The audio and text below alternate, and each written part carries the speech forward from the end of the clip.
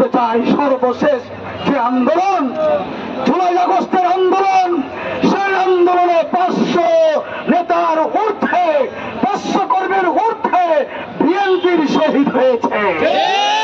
জামাতের ভাইয়েরা হিসাব দেন, আপনারা বড় বড় কথা বলেন, আপনাদের কয়জন নেতা, কয়জন কর্মী শহীদ হয়েছে?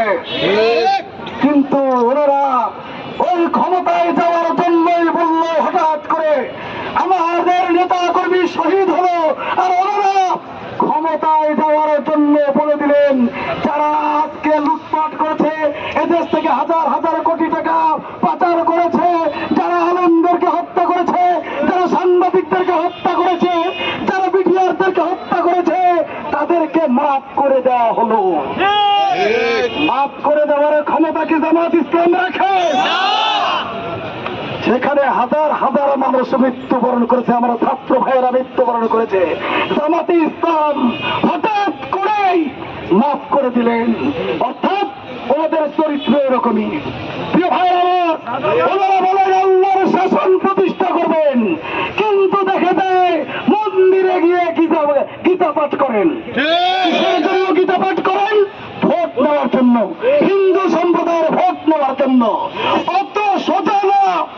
এই দেশে স্বাধীনতার যুদ্ধের বিরোধিতা করেছেন, এই দেশের বদল আপনারা করেছেন, এই দেশে এদেশের মানুষ যখন স্বাধীনতার জন্য পাগল, আমার নেতা শহীদ রাষ্ট্রপতি জিয়া রহমান তখন স্বাধীনতার ঘোষণা দিয়ে যুদ্ধ করেছে, আপনারা ঘরে ঘরে গিয়ে মুক্তিযোদ্ধাদেরকে ধরিয়ে দিয়েছেন। চরিত্র। প্রিয় ভাইয়ের আমার, আজকে জামাতে ইসলামের যিনি প্রতিষ্ঠাতা মওদুদ, যার ফাঁসির নির্দেশ হয়েছিল, এবং এই মওদুদের জন্ম কিন্তু বাংলাদেশে না, মওদুদের জন্ম কিন্তু ইন্ডিয়াতে। আর জামাতে ইসলামের দল গঠন করেছে কোথায়? জামাতে ইসলামের দল গঠন করেছে পাকিস্তানে। আজকে বলতে চাই, জামাতে ইসলাম বাংলাদেশে কখনো রাষ্ট্রীয় ক্ষমতায় আসতে পেরেছে?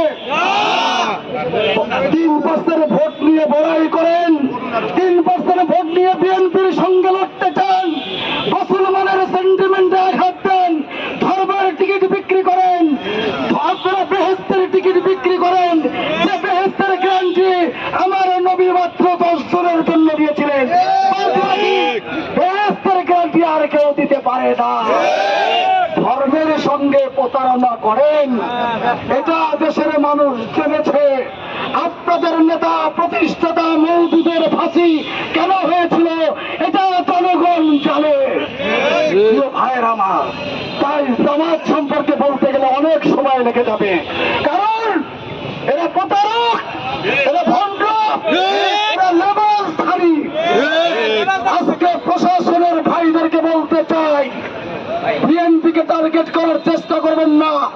বিএনপি রক্ত দেওয়া জানে, বিএনপি মুক্তিযুদ্ধের দল, বিএনপি ইসলামিক মূল্যবোধের দল, বিএনপি সমাজতন্ত্রের দল, বিএনপি গণতন্ত্রের দল। বিএনপির মধ্যে সকল কিছু আছে। বিএনপির ভোট 35 থেকে 40%। যারা আজকে প্রশাসনের মধ্য থেকে জামাতকে সহযোগিতা করতে চান, আপনাদের মুখোশ খুলে দেওয়া হবে। আমি আর বক্তব্য দীর্ঘায়িত না করে